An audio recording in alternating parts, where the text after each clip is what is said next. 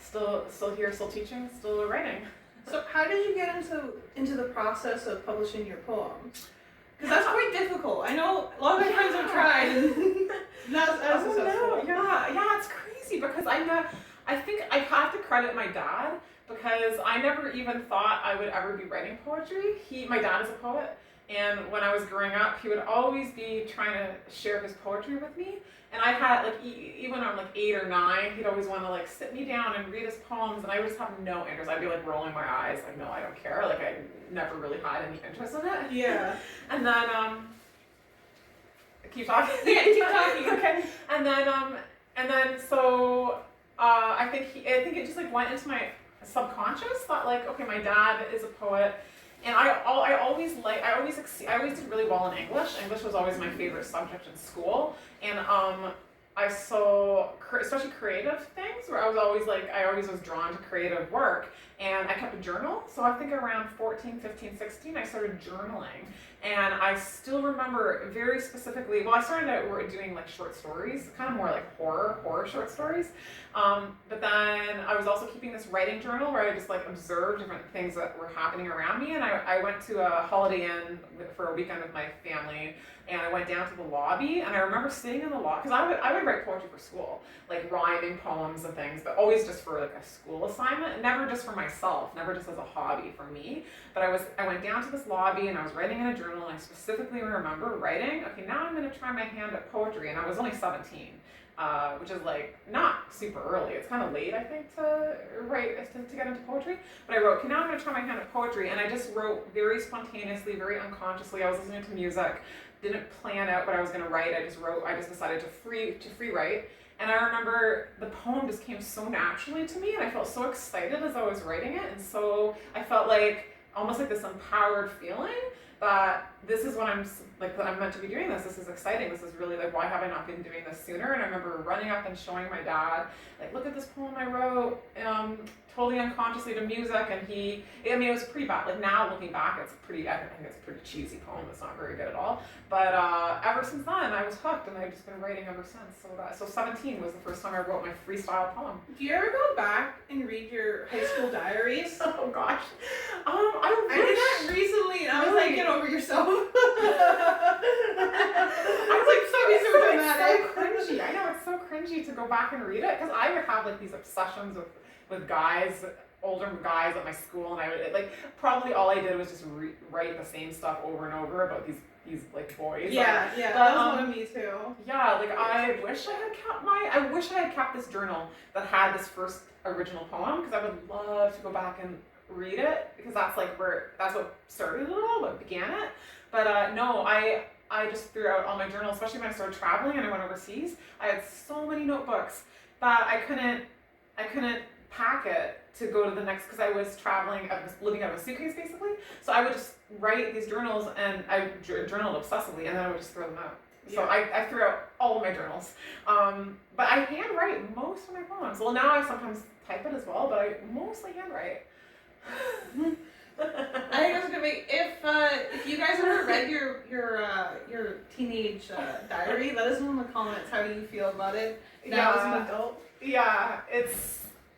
I think you write very dramatic. My first poem was super, super, super dramatic. Like the bitter, I think I remember one of the lines, it was like the bitter corners of loneliness. It was like very melodramatic. Yeah. I remember one of them from mine, I thought it was going to be the end of the world, that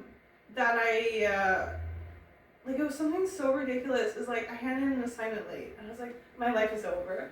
I was like, okay, Kirsten, get over yourself. Yeah. It's interesting, because I always wanted to share my poems. I'm kind of, I would say, a private person, but as soon as I write a poem, I feel like it needs to be shared. So whether it's on Facebook or Instagram, even if no one is reading it, I always just need to put it out there. Like, there has to be some sort of audience, I feel, with poems. So and then anyways, basically after I wrote that first, so how I finally got into writing, it's because my dad was a poet, and so I got the skill from him, I think. But he had the list of all of the publishers. There's like these journals, they get published 4 times a year. There's like a spring issue, a fall issue, summer issues or quarterlies, like quarterly literary journals. And he had the list because he would submit his poems there too, but he was unpublished. He was not published at the time, and because most journals want you to submit like 5 poems or like 4 to 5 poems, 6 at the most, and he would submit like a whole packet. He would submit like he wouldn't follow the rules. He would submit like a whole manuscript. So he never had success because he wasn't following like their instructions. But anyway, he had all without a cause. Yeah, exactly. But he had all the addresses and stuff, and so he was encouraging me like, yeah, you should send your stuff out. And so I started submitting my poems to journals at only like 18, 19. Like I was still in high school. I hadn't even graduated from high school, and I remember like I had one of those old-fashioned like computer like old printers with like the thin flimsy like paper, because that's when all journals wanted like hard copies of everything. Because now there's it's all online. Like you can just submit stuff online now. Yeah. So it's all electronic. Like but back then I would have to put it into an envelope. I put my 5 poems into an envelope, and I would like get the stamps and like address all of the envelopes to all of these journals. So there'd be like the Fiddlehead, the Malahat, Queen's Quarterly, like all of these journals in Canada. And I would have like stacks of envelopes with like 5 poems in each envelope, and I would go mail them like the old-fashioned way. This is like way back when I was in high school. And and then I'd have to wait like 4, 5, 6 months for them to mail me back my rejections, and I got lots and lots and lots of rejections. But like some of the rejections were quite positive. Like I still remember one rejection. They were, because I think they knew I was young. So one of the rejections was like, as an up and coming poet, my best advice for you is like, it was like a handwritten note, because normally like rejections are like formulaic, like please, like thank you, but we were unable to publish you. But like I remember having some like personal rejections that were like very like encouraging, like we really liked your work, and like keep writing and keep reading and stuff like that. So yeah, so then when I was 21 is when I first got my first poem published. So I started submitting it around 18, 19 to journals, and then I got published like maybe 3 years later after I started writing. Yeah, but I think my dad, the fact that he had the journals, that he was encouraging me, and that I didn't, and that I started very young.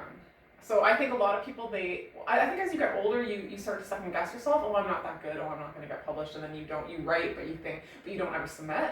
And I think I was just like, I just started submitting right away. I had no like nervousness over it or doubt. I just would just submit.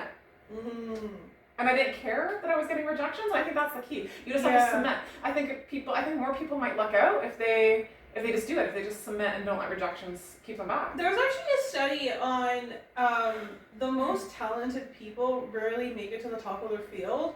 You know, have you heard of the cougar effect?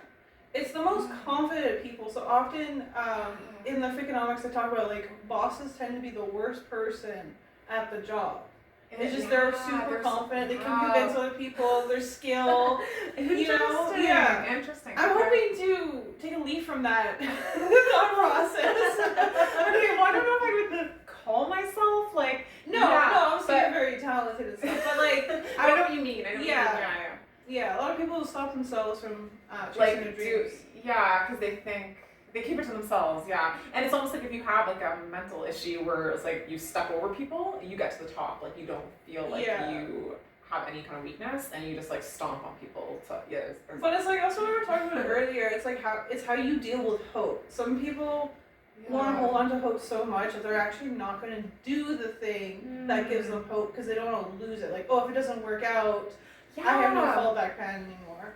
Yeah, you have to have a belief that you can succeed, and you can't let the rejections keep get to you, I guess. Yeah. As well. Don't hold on to hope for the sake of hope. Yeah, but it's interesting. Sometimes I will go long stretches without writing at all because I will put pressure on myself that like, oh, what if I write and nothing is good, I can't write anything, or what if I get like writer's block, or I write and it's like crap. And so then I will not write for weeks because I'll be, or months even, because I'll think that when I do write, it has to be perfect. And so sometimes I will get like hung up on that, which is interesting. It's like you have to just be willing to write bad material as long as you're writing. Yeah. Yeah. Just to get. But I get spurts. Like I'll go long stretches where I won't write anything, and then suddenly inspiration will hit me, and I'll have a spurt of like writing. But I sometimes worry that I'm gonna like lose the skill too. Like I feel like, oh, if I don't write, I'm gonna lose it, and it's something you have to practice, I guess. Too. I have a weird paranoia about losing the ability to read. losing the ability to read. I know, like, I don't think there's ever been a documented case of somebody just forgetting how to read. But, like, if I don't read a book or read anything all day, I'm like, I'm gonna forget. It's like breathing, right? Like, you're not gonna forget it. But sometimes I don't even realize that I can write. Like, I feel like, because I'll go back and reread, like, an old poem I wrote and be like, how did I even write that? I don't even know how I did it. Like, it's weird. It's weird because it's like something that it comes natural, but it's like I'm like channeling in a way too. Like, it's weird. Yeah. That should bring us to this particular poem, which ungodly so has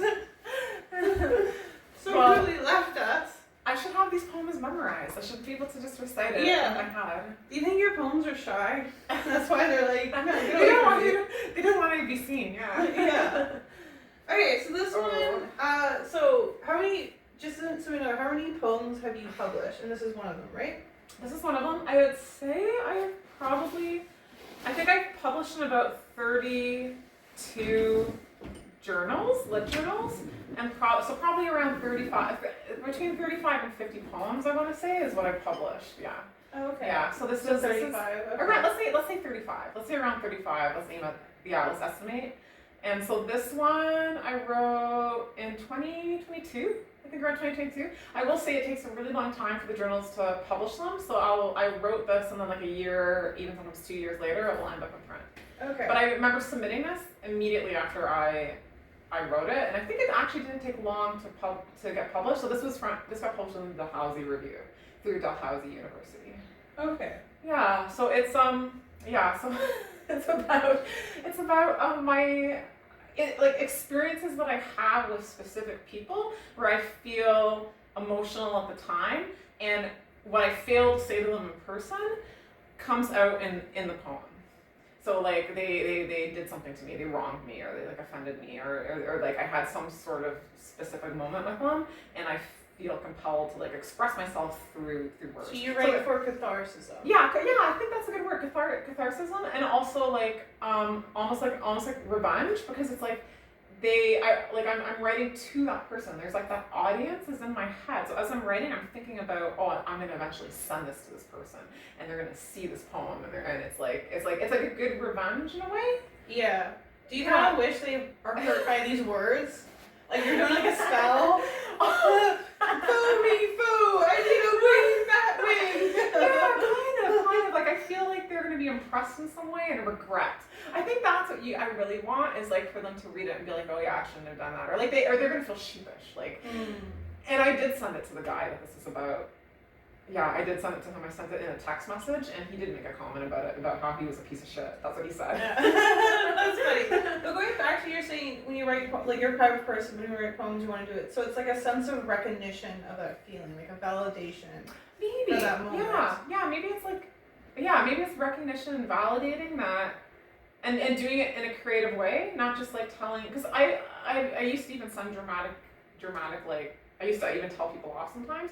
I would send like these dramatic messages to them in a message, or goodbye. I would send like this dramatic goodbye message to like cut people off or whatever. But this is like more in a metaphorical way, I feel like I like to express things through metaphor often. And so I do that in a roundabout way, instead of just telling the person like, okay, you're a jerk, you did this, this, and this. I do it through like a beautiful language. Do you think it's more because some people have difficulty facing emotions head on, and it's good to have like a more sly way to get around it? I think that's true. Yeah, I think that's true. I think there are things I should be saying in the moment, but I repress them, or like someone will be really rude to me, and instead of like confronting them in the moment, I'll like keep it in, and it will like fester into a poem. That sounds terrible. Like I can't express myself in face to face, but like that's how it sometimes it comes out, and then the more I think about it, then I start to think that and then I like the one of the poems I'm going to talk about, I got up at like 11:30. I was already in bed, and I was so angry thinking about this guy, and then it came to my mind that, oh, I'm going to write a poem about this whole experience. Yeah, and I think that's what I like to do. I like to create meaning out of things that happen. So if there's negative experiences that happen to me, I think like, oh, I'm going to create meaning out of it. And so I remember getting up at like 12 at night and like furiously writing this poem, this like angry poem about this other guy that I had met. And then the next day I sent it to him as well. And then I just started submitting it out to the journals, and then it got published in the Malhat Review, which is like a really hard journal to get published in. And I had been trying to get published with them for years, and then they took this poem that I wrote like angry at 12 at night. Well, kind of going back to actually communicating those feelings to people, like this is a debate that my fiance Shaggy and I have. I'm gonna refer to him as Shaggy. Oh, okay. He's kind of Shaggy. Yeah. That I like to communicate to people how I feel, because I feel like there is a solution to be made. Like, if you just stop doing this thing, we can get along, everything can be a good time again. He's more of the opinion where it's just like, don't say anything and just not see that person again, or don't say anything and just deal with it and like learn to deal with it yourself. Versus I'm more like, no, I need to say something. Yeah, I'm like that too. Like, I feel like, yeah, maybe because it's that I like to express myself through art, but yeah, I feel like I can't let the person get away with it, or yeah, it's weird because when I think now, looking at the poems, I feel like that I don't even feel like I wrote it. Like, it's weird. Like, it's almost kind of imposter syndrome, because I look at it and I read it and I'm like, what made me do that? Like, it's odd to. Because sometimes feelings do feel like they take over you a bit. Yeah, but I like to, because I feel like if I'm just writing a poem and there's no audience, I'm not writing to someone, what is the point of writing it? Like, I feel like there has to be some unseen audience, and I think I'm trying to prove myself through my words. Like, I'm trying to get validation in a way, because there were some certain, I think if anything is unrequited, like, so there's I'm in a relationship, or like it's one-sided, or they don't have, like, I think that I can try to win them over through my words or through writing poems, and then I will write all but I'll be so inspired, and my work will be really strong, because I'm trying to almost like reach that person in a way, and like and there's that unseen audience, and I think if they see my words, they'll think, oh, I should be with her. Like, I know it sounds dysfunctional now when I say it, but like that I get it though. But there's that, like, I guess, like, love songs and movies and music, it all comes from moved by art as well. Yeah, it all comes from unrequited love, right? Like that. Like, there was a guy that I fell in love with when I was teaching in Korea, and it didn't go well, and we parted ways, and I just never really got over him, and I felt like in his actions I was constantly writing, and with the hope that he would see this poem, and he would see these words and things like that. So, but it really propelled the writing for me. Yeah. So, have you heard of the book Let Them? It was like a big TikTok. Yeah. With Mel Robbins. Yeah. I bought the book. Have you read it? I read it. Because she literally talks about all of this stuff, and her solution is just like basically accept that you have no power there. It's just like let them. And I don't know, like it's a very difficult thing to do. I can't seem to do it. No, it's so hard, because you kind of feel like you're giving up. Yeah. Like, if you don't at least try, it's like boring. I feel like it's the boring option. Like, sometimes I want to go out with a bang. Like, I want them to tell stories about me. even if